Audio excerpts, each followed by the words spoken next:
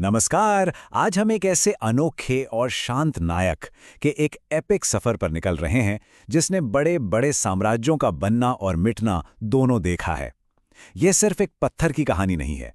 ये सत्ता, लालच और इतिहास की एक ऐसी कहानी है जो आपको हैरान कर देगी। जी हाँ, हम बात कर रहे हैं कोहिनूर की। तो बिना किसी देरी के इस एक्सप्लेनर में आगे बढ़ते हैं। इस ऐतिहासिक सफर में हम शुरुआत करेंगे इसकी उत्पत्ति और मिथकों से, फिर बढ़ेंगे मुगल काल, फारसी और अफगान आक्रमण, सिख साम्राज्य और ब्रिटिश काल की तरफ, और अंत में चर्चा करेंगे इसके आधुनिक दावों की। एक तरह से ये एक रिले रेस जैसा सफर होगा। तो चलिए शुरू करते हैं हमारा पहला अध्याय, उत्पत्ति और मिथक, देवता, नदियां और खदानें। अब इस कहानी में आगे बढ़ने से पहले एक सबसे दिलचस्प बात पर ध्यान देते हैं। पता है, पुरानी कहानियों में इसे 5000 साल पुराना शामंतका मणि बताया गया है, लेकिन सच्चाई ये है कि इसकी खोज 13 शताब्दी में कुल्लूर की खदानों में हुई थी। तब पता है इसका वजन कितना था? लगभग 793 कैरेट। और आज ये घटकर सिर्फ 105.6 कैरेट रह गया है। सोचिए, इंसानी जुनून और इसे और चमकदार बनाने की होड़ ने सदियों में इस पत्थर को फिजिकली कितना छोटा कर दिया। तो जब ये हीरा मिला तो सबसे पहले इसे काकातीय राजवंश के राजा को सौंपा गया। वो इसकी चमक देखकर इतने प्रभावित हुए कि उन्होंने इसे सीधा अपनी कुल देवी, देवी भद्रकाली की बाईं आंख में लगवा दिया। यानी इस सफर की शुरुआत एक पवित्र भेंट के रूप में हुई थी, इससे पहले कि ये आगे चलकर खूनी युद्धों का एक सबसे बड़ा इनाम बन जाता। लेकिन ये शांति ज्यादा दिन नहीं टिकी। जल्द ही ये खबर दिल्ली पहुंची। खिलजी वंश के मलिक कफूर ने इसे लूटा। उसके बाद ये तुगलक वंश, फिर मालवा के राजा होशंगशाह और वहां से ग्वालियर के तोमर राजाओं तक पहुंच गया। दिल्ली सल्तनत के उस अफरा-तफरी भरे दौर में जैसे जैसे नए शासक आते गए ना, ये हीरा बिल्कुल किसी मुसाफिर की तरह तेजी से अपने मालिक बदलता चला गया। और अब हम आते हैं अपने दूसरे पड़ाव पर, मुगल काल, धन और विनाश। साल 1526 जब बाबर की जीत हुई तो ये मशहूर हीरा आखिरकार शक्तिशाली मुगल साम्राज्य का हिस्सा बन गया। पता है, बाबर ने अपनी आत्मकथा बाबरनामा ने इसकी कीमत का जो अंदाजा लगाया था वो वाकई होश उड़ा देने वाला है। उसने लिखा था, इसकी कीमत ऐसी है कि इससे पूरी दुनिया को एक दिन का खाना खिलाया जा सकता है। जस्ट इमेजिन, पूरी दुनिया का खाना एक दिन के लिए। खैर, दिलचस्प बात यह है कि बाबर ने इसके ऐश्वर्य का वर्णन तो जरूर किया, पर उसने कभी इसे कोहिनूर का नाम नहीं दिया था। ये नाम इसे बाद में मिलने वाला था। अब मुगलों के दौर में ना, इस हीरे का सफर बड़ा पेचीदा रहा। हुमायूं ने जब निर्वासन यानी एग्जाइल का समय बिताया तो उसने इसे फारसी राजा तहमस्क को तोहफे में दे दिया। वहां से घूम फिर कर ये वापस भारत आ गया। फिर क्या था, इसने शाहजहां के बेहद खर्चीले पीकॉक थ्रोन यानी मयूर सिंहासन की शोभा बढ़ाई। लेकिन कहानी में एक ट्विस्ट है। औरंगजेब के शासनकाल में एक अनाड़ी जौहरी ने इसे तराशते वक्त इतना नुकसान पहुंचाया कि ये सीधा घटकर 186 कैरेट का ही रह गया। उस जौहरी को इस गलती के लिए भारी जुर्माना भरना पड़ा था। और बस यहीं से शुरू होती है एक ऐसी डरावनी कथा जिसके बारे में आपने शायद सुना भी हो, कोहिनूर का श्राप। ऐसा माना जाने लगा था कि ये हीरा पुरुष शासकों के लिए बर्बादी लाता है, जबकि औरतों पर इसका कोई असर नहीं होता। देखिए, बाबर, हुमायूं और शाहजहां, इन सब के पास ये हीरा रहा और इन सबको अपने आखिरी समय में कितनी भारी परेशानियां झेलनी पड़ी। वहीं मुगल सम्राट अकबर के पास ही हीरा कभी नहीं रहा, और देखिए, उनका शासन सबसे लंबा और कामयाब चला, है ना अजीब इत्तेफाक। खैर, अब हम बढ़ते हैं तीसरे हिस्से की तरफ, फारसी और अफगान आक्रमण, रोशनी का पहाड़। 18वीं शताब्दी तक आते आते विशाल मुगल साम्राज्य अब धीरे धीरे कमजोर पड़ने लगा था। तभी सीन में एंट्री होती है फारसी शासक नादिर शाह की, जिसने दिल्ली पर आक्रमण किया। नादिर शाह को कहीं से भनक लग गई कि मुगल सम्राट मोहम्मद शाह रंगीला ने वो हीरा चुपके से अपनी पगड़ी में छुपा रखा है। तो उसने एक बड़ा चतुर प्लान बनाया। उसने दोस्ती का जश्न मनाने के बहाने परंपरा के मुताबिक पगड़ी बदलने का प्रस्ताव रख दिया। अब रंगीला क्या ही करता, अपनी जान बचाने के लिए वो मजबूर था। उसने जैसे ही पगड़ी बदली, वो चमकता हुआ हीरा सीधा जमीन पर गिर पड़ा। और तब होता है एक ऐतिहासिक पल। जमीन पर हीरे के गिरते ही उसकी रोशनी जैसे चारों तरफ फैल गई। उस अद्भुत चमक को देखकर नादिर शाह पूरी तरह हैरान रह गया और उसके मुंह से अचानक निकला कोहनूर। फारसी में इसका मतलब होता है माउंटेन ऑफ लाइट, यानी रोशनी का पहाड़। तो बस ये वो पल था जब आखिरकार इस पत्थर को अपना वो लेजेंडरी नाम मिला जिसे हम आज जानते हैं। नादिर शाह की मौत के बाद यह हीरा सफ़र करता हुआ अफगानिस्तान पहुंच गया।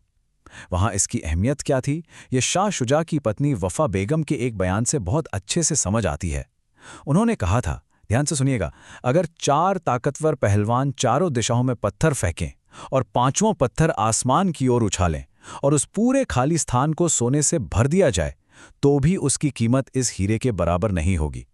क्या कमाल का इमेजिनेशन है ना। ये कोड बहुत ही खूबसूरती से दर्शाता है कि अफगानिस्तान में इस हीरे का रुतबा कैसा था। आइए आगे चलते हैं कहानी के अगले पड़ाव पर। सिख साम्राज्य, पंजाब का शेर। अफगानिस्तान में तख्तापलट होता है और शाह शुजा भागकर लाहौर आ जाते हैं।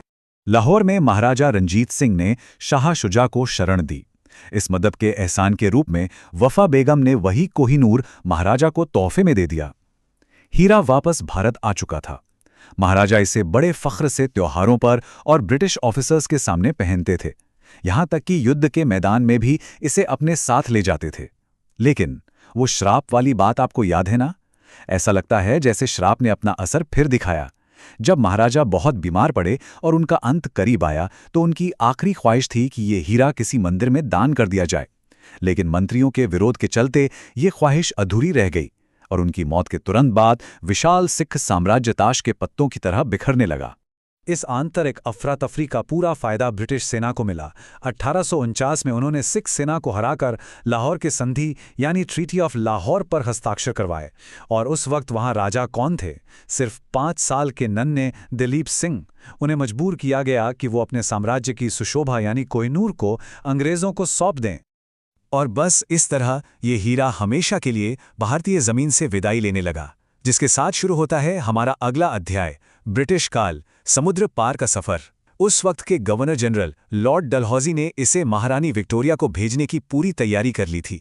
6 अप्रैल 1850 को इस हीरे को एक बेहद ही टॉप सीक्रेट मिशन के तहत समुद्री रास्ते से भेजा गया।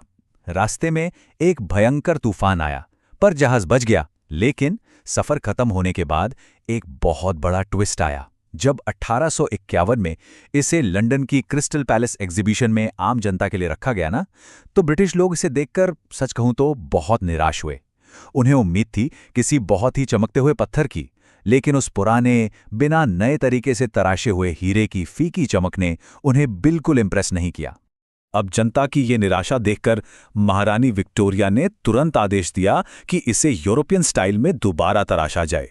इस नए लुक को देने की पूरी प्रक्रिया में लगभग 38 दिन लग गए और इस दोबारा तराशने के चक्कर में कोहिनूर ने अपना काफी वजन हमेशा के लिए खो दिया और तब जाकर ये अपने वर्तमान आकार में आया, यानी सिर्फ 105.6 कैरेट। यहां एक ऐसी बात है जो आपको वाकई सोचने पर मजबूर कर देगी। ब्रिटिश शाही परिवार ने भी इस हीरे के उस प्राचीन श्राप को बिल्कुल हल्के में नहीं लिया। उन्होंने उस श्राप का पूरा सम्मान किया और ये नियम बना दिया कि कोहिनूर को कभी भी कोई पुरुष शासक नहीं पहनेगा। आगे चलकर इसे सिर्फ और सिर्फ महारानियों के ताज का हिस्सा बनाया गया ताकि उस श्राप का असर उनके साम्राज्य पर ना पड़े। ये काफी इंटरेस्टिंग है ना? आइए अब इस सफर के आखिरी और सबसे जटिल दौर में चलते हैं। आधुनिक दावे, इतिहास का असली हकदार। 1947 में जब भारत को आज़ादी मिली तो इस हीरे के मालिकाना हक को लेकर एक बिल्कुल नई और लंबी बहस शुरू हो गई। इस मुद्दे पर आपको एक बड़ा टकराव देखने को मिलेगा। एक तरफ भारत, पाकिस्तान, अफगानिस्तान और यहाँ तक कि ईरान भी हैं। इन सबका मानना है कि भौगोलिक या ऐतिहासिक रूप से अलग अलग वक्त पर यह हीरा उनके पास था, इसलिए अब उस पर उनका दावा बनता है। वहीं दूसरी तरफ यूनाइटेड किंगडम का अपना एक फर्म लीगल स्टैंड है। ब्रिटिश सरकार का ये बड़ा कानूनी तर्क है कि उन्होंने इसे 1849 की ट्रीटी ऑफ लाहौर के तहत एकदम कानूनी रूप से हासिल किया था, इसलिए इस विषय पर उनके हिसाब से कोई समझौता नहीं हो सकता।